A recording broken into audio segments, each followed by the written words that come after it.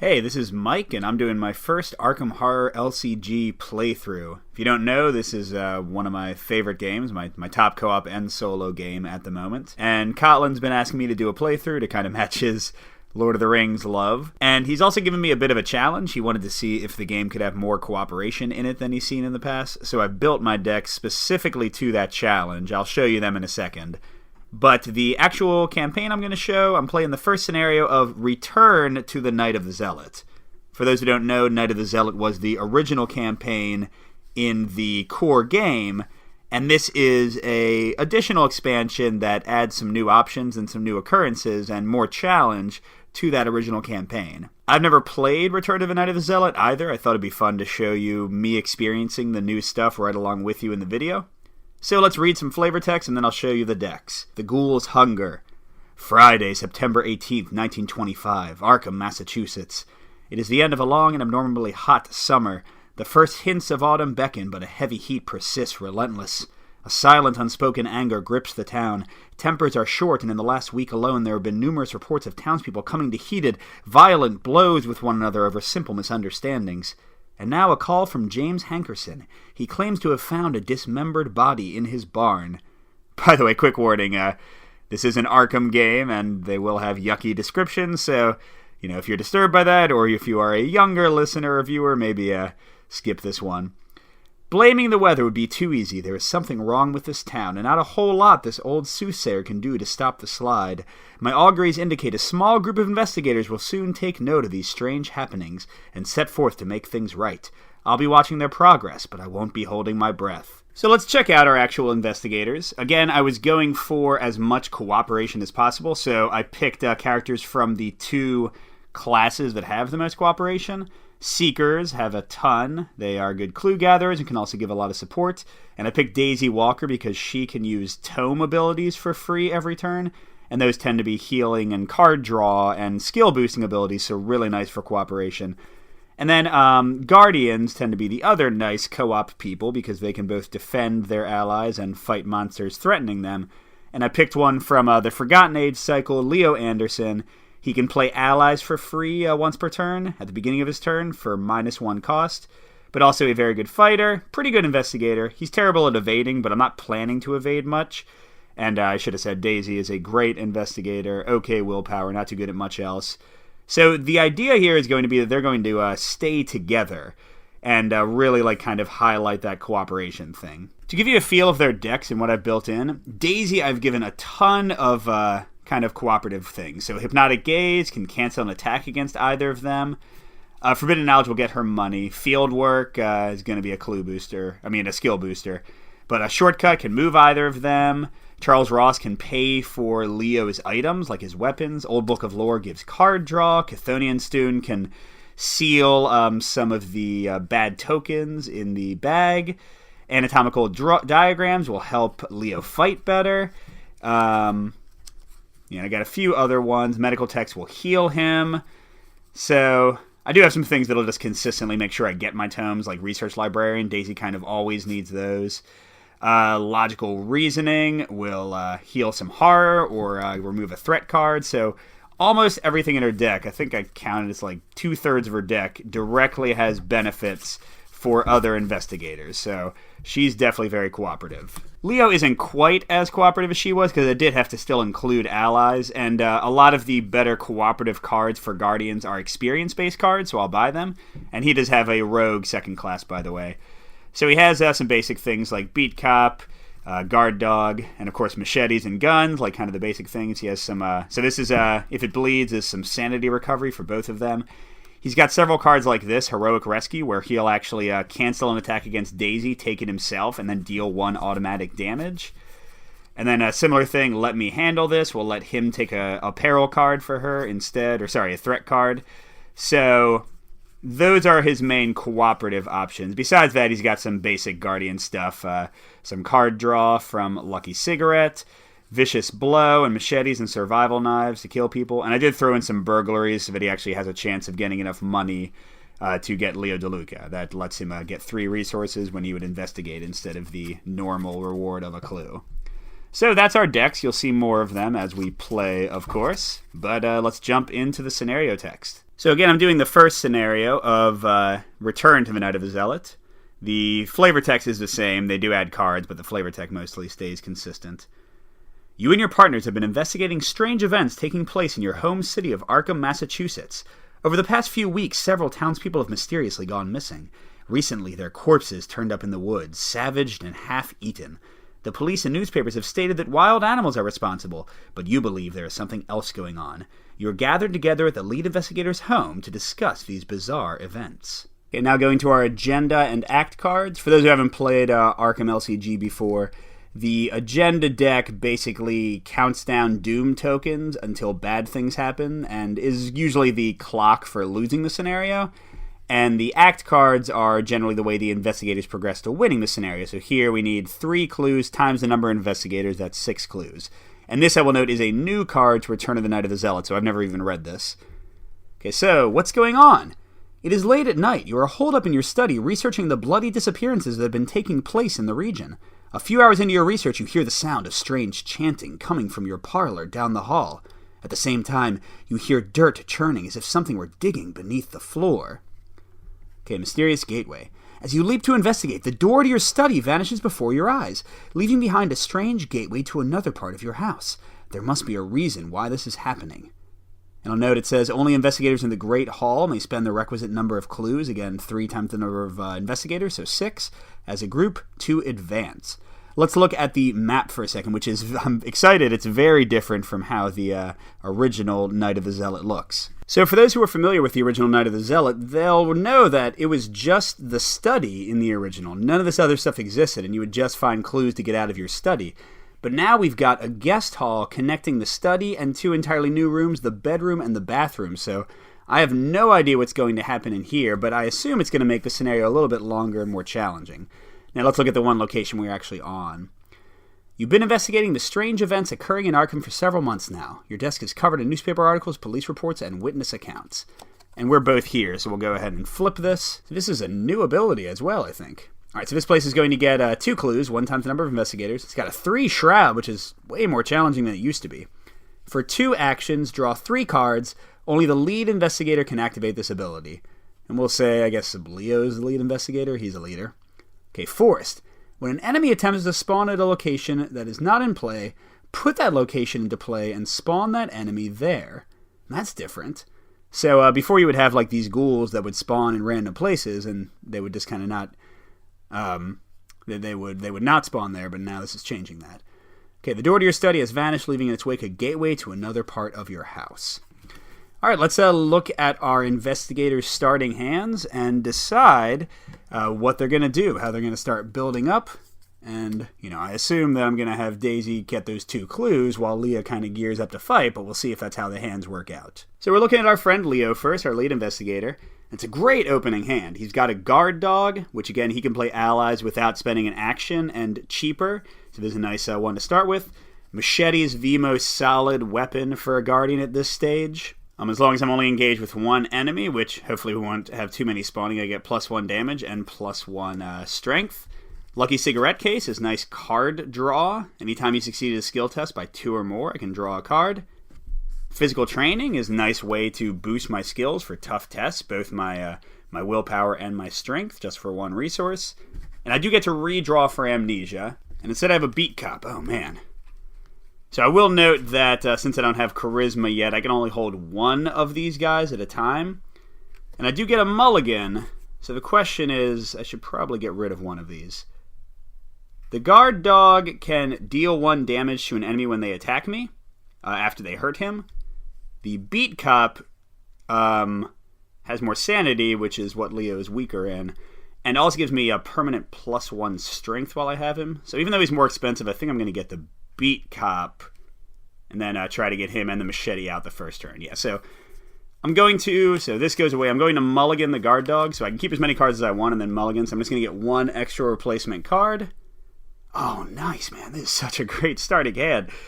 So Survival Knife, I can use it to fight with +1 strength. That's not very good. The second ability is why I put it in my deck. After an enemy deals damage to you during the enemy phase, exhaust Survival Knife. Fight. If this attack targets the attacking enemy, you get +2 strength and deal +1 damage for the attack. So this won't be a priority to play. The machete and a beat cop are my main priorities at first. But I love that I can get a free attack action after somebody hits me. And don't forget, I've got cards in my deck that'll have me step in and take attacks for Daisy, so I should be able to get some use out of the survival nice pretty quickly. I'm loving Leo's opening hand. Let's see what Daisy gets. Okay, Daisy's got some tougher choices to make. First thing I'll note is that she has no tomes in her opening hand, and she needs tomes because she gets a free tome action every turn. So I'm probably going to redraw most of my hand to try to get one of those. So I got Perception, a basic skill boost to something she's already good at. Fieldwork, when she moves into location with a clue, she gets +2 skill for her next thing. That's okay, but not super important. Shortcut is a single use of 1 extra movement. It's a great card, but I don't really need my opening hand. I'll probably keep one of these two guys and mulligan the rest. Dr. Milan is pretty expensive, but he gives me +1 intellect, which will make Daisy just ridiculous at getting clues. And then whenever she investigates, she gets a resource. That's really awesome. But then Charles Ross, I can spend Daisy's resources to pay for other characters' items, which means Leo will be able to, get geared up in 10 seconds. And then I can exhaust him once per turn to reduce the next item asset played by an investigator by 1. I think I'm going to keep Charles Ross. He's cheaper, Daisy's already good at investigating, and again, the entire point of this playthrough is to show Colin and everybody that this game has co-op, so let's put the most cooperative card in my hand. So I'm going to mulligan these other 4 and really hope I get some kind of tome. Alright, so let's see. I got Logical Reasoning. That lets me heal somebody of horror or a terror card, so that's not going to be useful right now. Hypnotic Gaze, cancel an attack when an enemy attacks. Not really useful yet.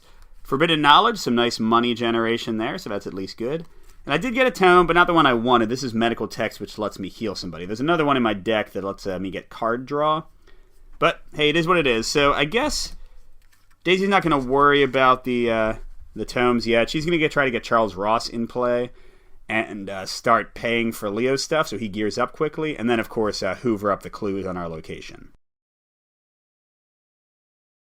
Okay, so since Daisy will be able to help Leo gear up, we are going to have her go first. And so she gets 3 actions. We skip the mythos phase where the bad stuff happens the first round of the game. Both investigators start with 5 resources. So Daisy will use her first action and pay 2 resources to play Charles Ross. And she's going to save his free action to make Leo's first item cheaper. I think she's going to hold off on everything else. She doesn't need more resources yet. And she certainly doesn't need to heal anybody or cancel an attack. So, yeah, she's going to spend her other 2 actions on the board trying to get these clues. And note right off the bat, she's got 5 intellect, which we're playing on normal difficulty, which means that you tend to succeed more often than fail if you are 2 over the skill value. And this location does have a 3 shroud, so she should be pretty good. So just to show you what I was mentioning, both Leo and Daisy are at the study. There's 2 clues there. She's going to use her second action to put her 5 intellect against the 3 shroud. And we'll see what token we get. We got a -1. And for those, again, who haven't played, I put this Chaos token back in the bag so it could come out again. Daisy gets that clue. That's our first of 6 needed to advance. And for her third action, she's just going to do it again. Let's see if we can get a 2 for 2. Great first turn. Oh! So this is Daisy's Elder Sign ability. So, +0. If you succeed, I do, because 5 versus 3 is still a success. Draw 1 card for each tome you control. Well, that part didn't work out too well for us, but very happy that Daisy has successfully gotten 2 clues and has 3 money and Charles Ross ready to help Leo out to make his stuff cheaper. Okay, speaking of Leo, after his turn begins, he can play an ally asset for free. So this is not one of his 3 actions, reducing its cost by 1. So we'll go and get our Beat Cop out for 3 resources, leaving him with 2. But don't forget, Daisy has 3 and can pay for his items. So Leo still has 3 actions, looking pretty good. Let's just gear up like crazy. So I'm going to get my machete in. This will give me +2 combat, 1 from the Beat Cop and 1 from the machete. So I will have 6 combat and usually +1 damage. I'm going to be crushing some people, I hope. So we are exhausting Charles Ross to reduce the cost of the next item asset played by Investigate Your Location. Note that the machete is an item, right there, that keyword. So the machete will only cost 2. I guess Leo will spend his own 2 first. So that's his first actual action. Still got 2 actions left. Next, I think he's going to play the Survival Knife. So that'll come from Daisy's 2 resources, leaving her with just one left, but don't forget she's got a Forbidden Knowledge card to help her get some more. And then for his final action, we don't have enough to play the Lucky Cigarette case. Oh, I guess I could draw 3 cards for 2 actions, but no, I think we're okay right now. I mean, I'm looking pretty destructive as a fighter, so I'm very happy about that. So for my last action, I'm just going to get Leo an extra money. So he will be able to play that Lucky Cigarette case or physical training pretty soon. So next is the enemy phase, but clearly we don't have any yet, so we're going to go right into the upkeep phase, which means both characters will draw a card and get 1 resource. Oh, yes, this is perfect. Daisy gets an old Book of Lore, which is the exact one I wanted, her tome that's going to give her free card draw return. Choose an investigator at your location. That investigator searches the top 3 cards of his or her deck for a card, draws it, and shuffles the remaining cards into his deck. It's going to cost 3. She's got 1 left. She's about to get another one.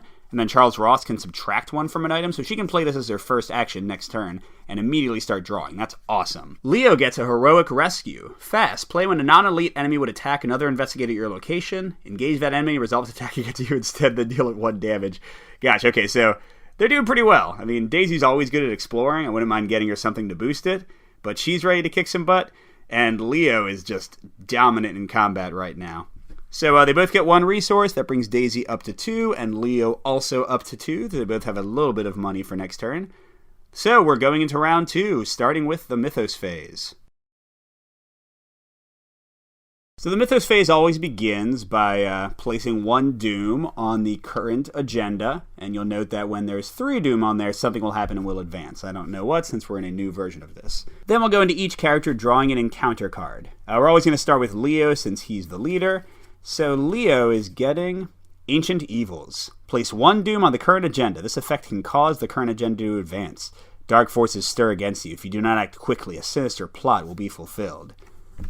Well, geez, I'd much rather have a monster that he can kill easily, but unfortunately instead we are getting another Doom, so already just 1 away from advancing. Let's see if we get another one of those. That'd be terrible.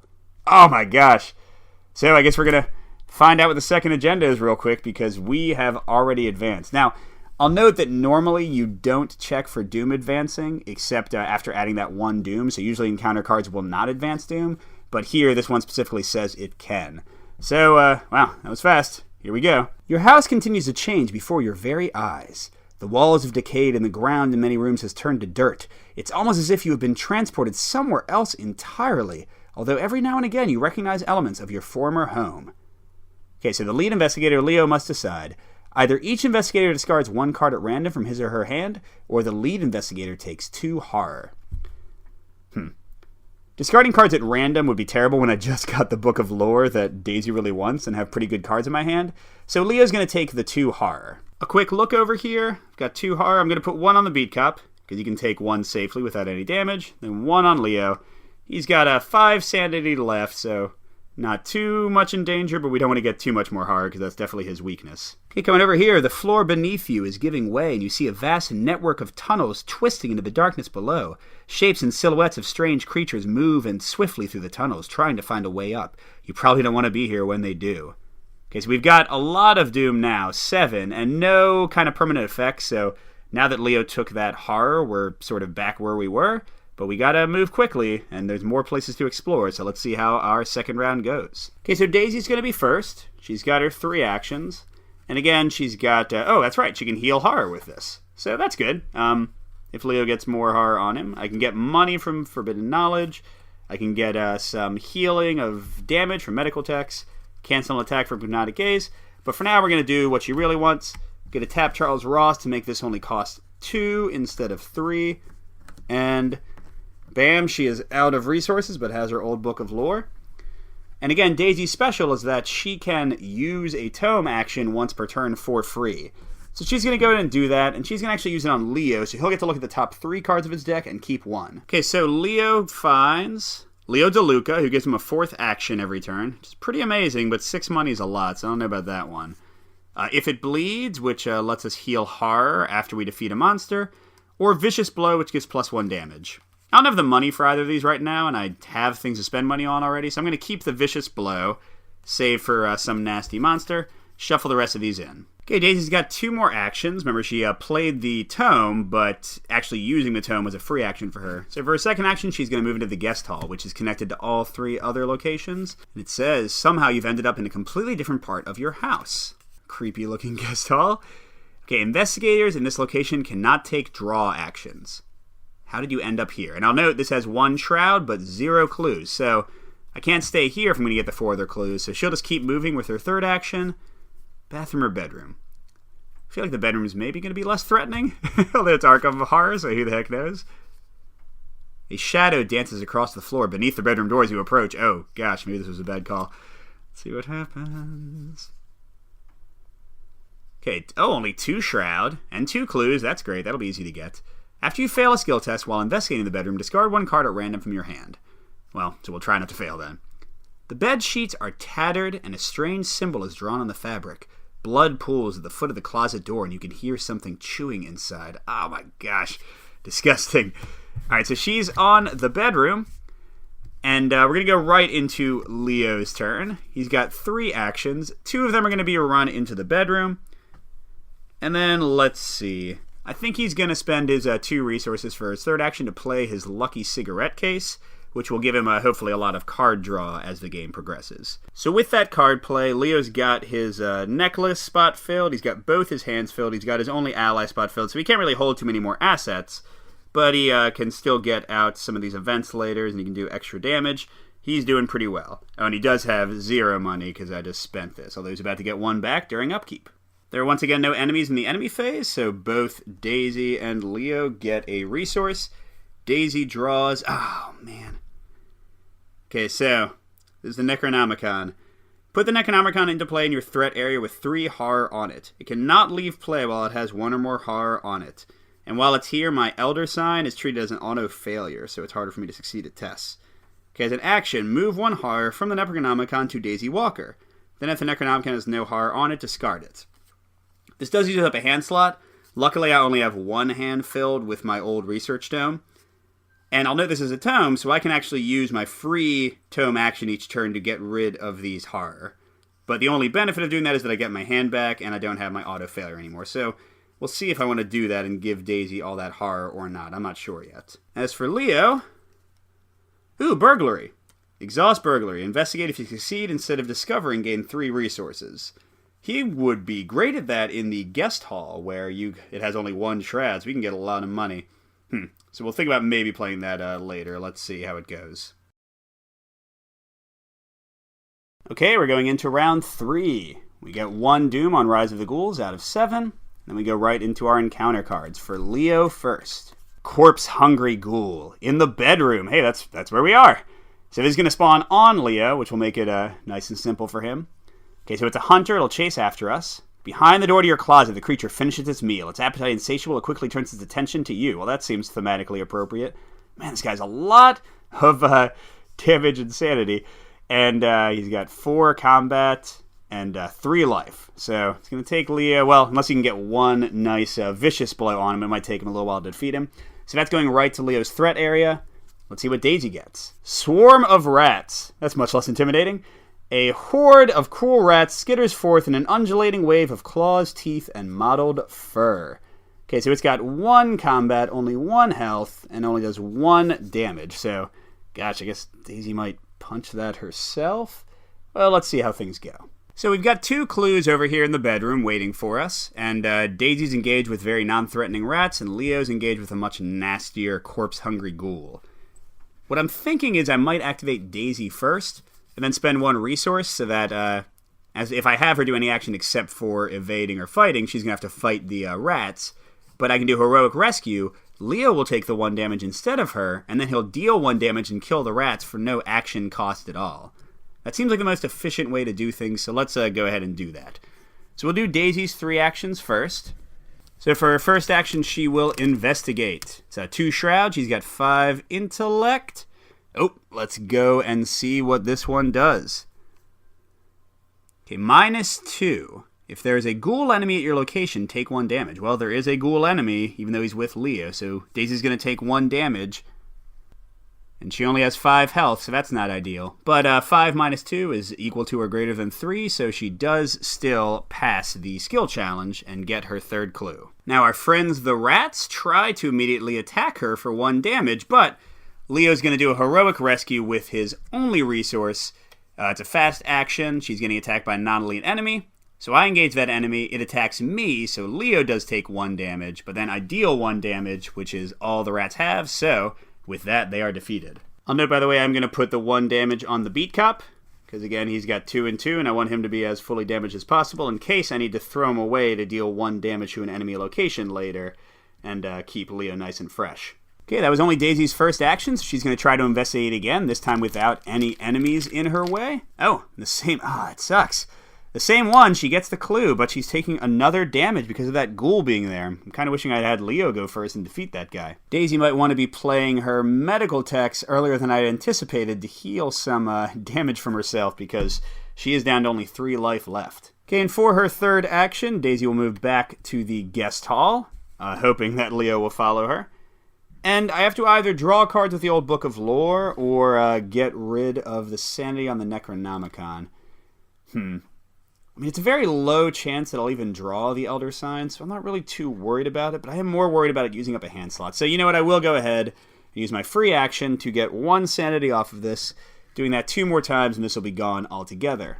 Okay, coming to our friend Leo, we're going to try to crush this guy in short order. So Leo has 4 combat. He's going to attack with the machete for his first action. That's +1 combat, +1 damage if he's the only guy engaged with me, which he is. So that'll be 5 combat. The Beat Cop gives me 1 more, so that's 6 combat.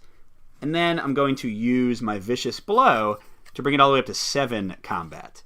7 versus 4, that gives us a 3 advantage. I mean, nothing's sure in Arkham Horror, but that's a pretty good chance.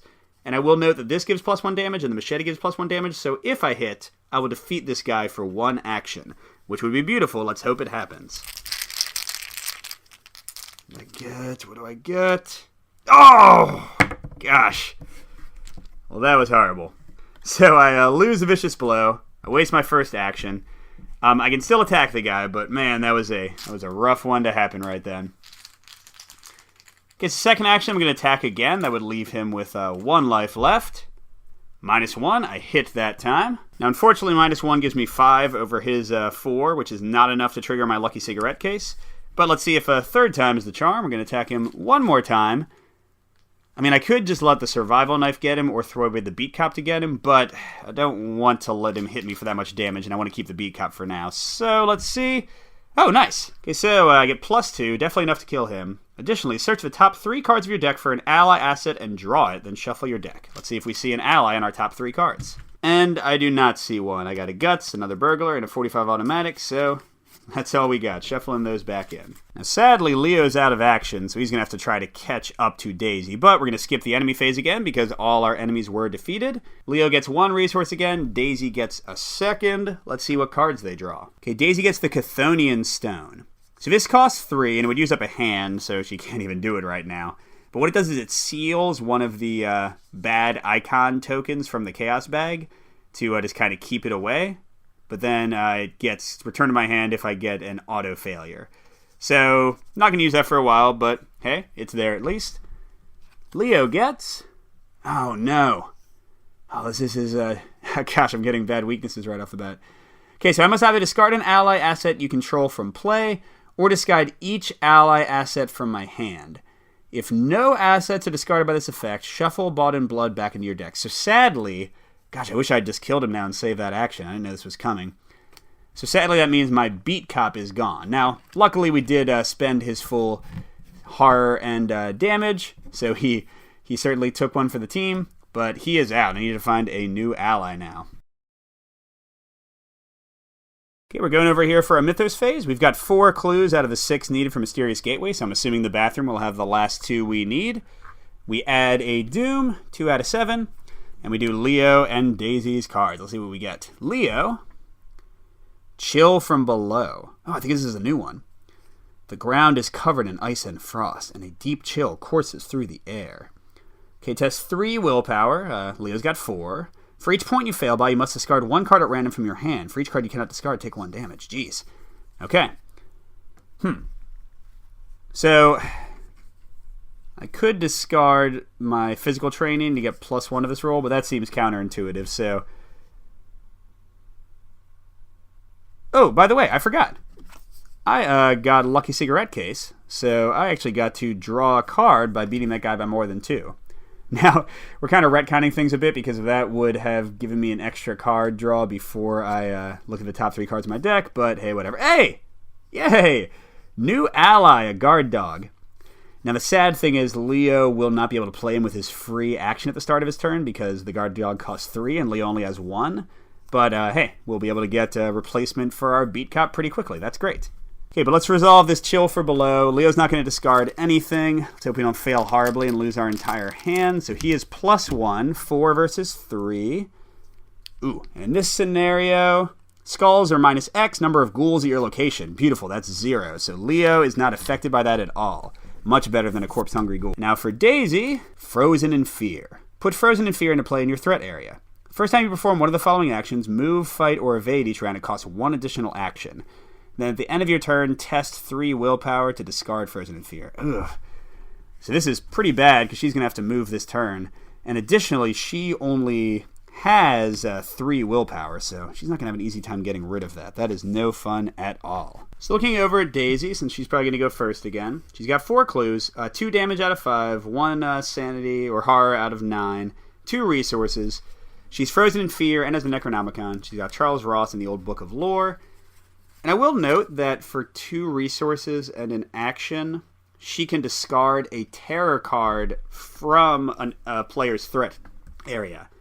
It seems like that's worth it because that's going to save her the action, and I guess it'll cost an action to play this. She does have 1 clue, by the way, so she can use this.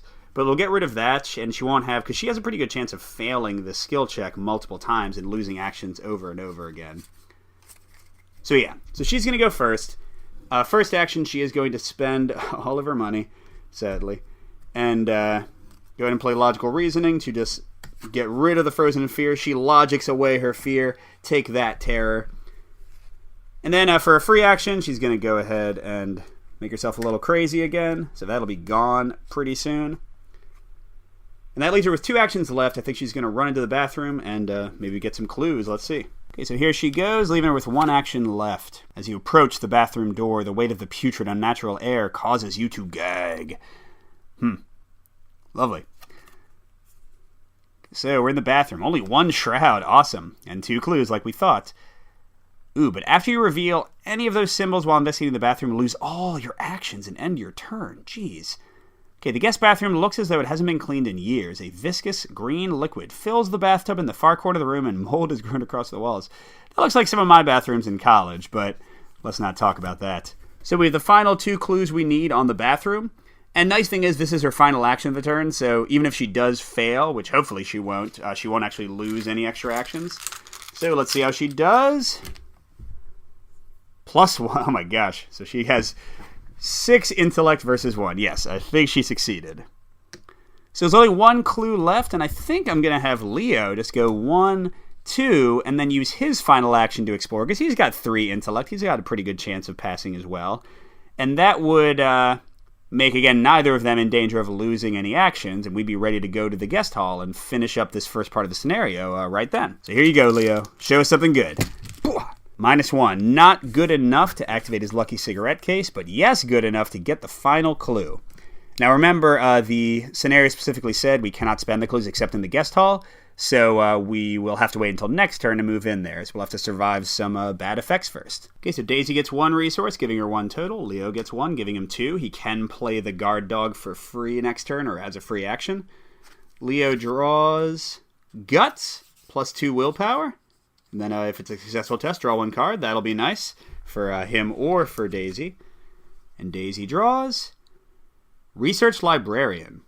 After this guy enters play, search your deck for a tome, asset, and add it to your hand. Well, that's pretty much useless since I have every tome that I have. But hey, if my little Charles Ross guy dies eventually, then I guess I could use it to give me some more damage buffing. So that's okay.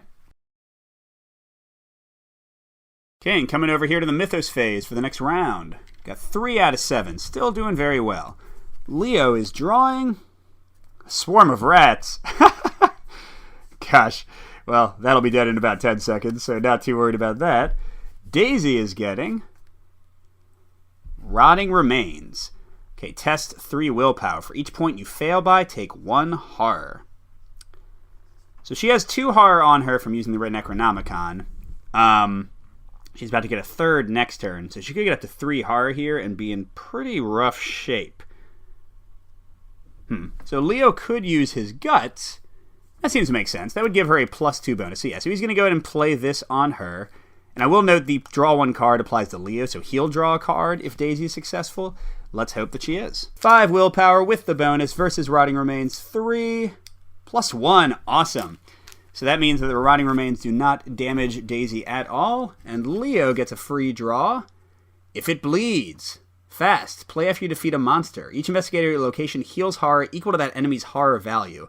So it wouldn't help for the swarm of rats, but both of them have sanity damage, some horror on them, so if we fight another tough ghoul, this would be a great card to play. Now, an awkward thing about our current situation is that we need to spend the clues when we're in the guest hall, and we need to both be in the guest hall to spend the 6 clues, because unfortunately Daisy doesn't have all of them on her, and we can't trade them.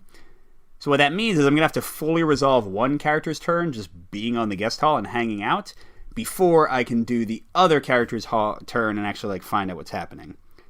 So the question becomes, do I want to have Leo go first or Daisy? Well, Leo's got to fight the rat and move in, and then possibly, well, that's right, he's going to play the guard dog. Whereas Daisy, I feel, has less to do, so yeah, let's have Leo go first this turn. Now, I know, by the way, that Leo's survival knife could let him just kill these rats automatically. Unfortunately, he would have to wait until all the way in the enemy phase when they attack him, and that doesn't really seem worth it. So for Leo's first action, he will hopefully just squash these rats. They have 1 combat. He has 5 now using the machete. We don't have the beat cop anymore to help us out. Ooh, I forgot. Free action. I get to play this, and let's see. After your turn begins, play an ally asset. This doesn't have an action icon next to it, so I'm guessing that this does not count as an action. It does not make me take the damage from a swarm of rats. I could be wrong about that, but I'm pretty sure that's how it works. All right, so there goes the guard dog. That cost me 2 resources. And actually, interesting note here. The guard dog, when an enemy deals 1 damage to guard dog, deal 1 damage to the attacking enemy. So I could actually just move, take the free attack from Swarm of Rats, hurt my guard dog 1, and he would just eat the rats for me. That would leave him with 2 actions left. Question is, do I even want the 2 actions? I feel like since I can't really do anything in the guest hall, I don't have enough to play burglar or anything. I think I'm just going to fight the Swarm of Rats myself and keep my guard dog fresh. Okay, so 5 versus 1, +1, getting great draws here.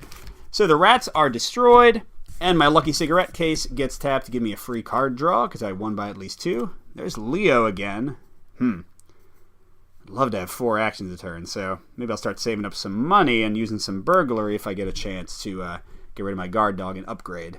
Okay, and Leo's going to run back to the guest hall for his 2nd action, and he will go ahead and get a resource for his 3rd to maybe start saving up for Leo DeLuca. Too many Leos here. Okay, and Daisy will, for a free action, get rid of the Necronomicon. So she does have 3 horror on her now, but that thing is gone, and I can actually start using my old book of lore again. Then for her first true action, she's going to go to the study, and let's go ahead and see what happens with the act. So she's got 2 actions left, don't forget, after we see how the act resolves with our 6 clues. Okay, so Daisy is spending 5 clues, Leo is spending 1. That is 3 times the number of investigators, 6. So let's see what happens. The layout of your home is vastly different from its usual structure. Somehow your guest hall seems to have looped around on itself and you are stuck with no way to enter the main hallway near the front of the house.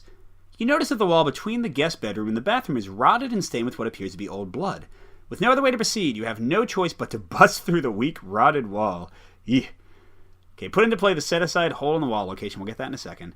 Choose an investigator in the guest hall. The chosen investigator immediately moves into the hole in the wall and reveals it. Then he or she must test 4 willpower. For each point that investigator fails by, he or she must discard a random card from his or her hand. Okay, so here's the hole in the wall.